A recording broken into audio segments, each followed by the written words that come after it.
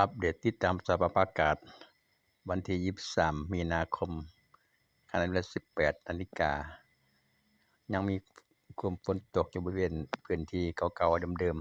ๆคือภาคกลางฝั่งตะวันตกแล้วก็ภาคใต้ตอนบนประจวบคีรีขันธ์ชุมพรและด้านอีสานทางนครราชสีมายังไปถึงขอนแก่นชัยภูมิไปทางอุดรธานีตกที่เราที่เดิมจากเมื่อวานนี้อาจจะรุนแรงถึงเมื่อวานนี้กลุ่มฝนกำลังเคลื่อนตัวไปทางทิศตะวันออกเฉียงเหนือเข้าทางสู่ทางอุดรธานีเป็นกลุ่มฝนปานกลางเล็กน้อยเป็นหย่อมๆบางพื้นที่บางหมู่บ้านบ่หนักบ่รุนแรงคือเมื่อวานสำหรับอัปเดตสภาพอากาศประจำวันที่23มีนาคมมีกลุ่มฝนอยู่พื้นที่เดิมๆแถวนครราชสีมาคือไปถึงขอนแก่นแล้วก็ฝั่งสปป.ลาว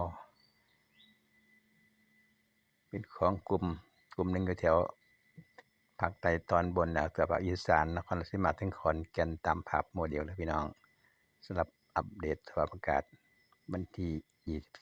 23กลุ่มฝนกำลังตกอยู่เวลาขณะช่วงบ่ายๆ13 นาฬิกาถึง 18 นาฬิกา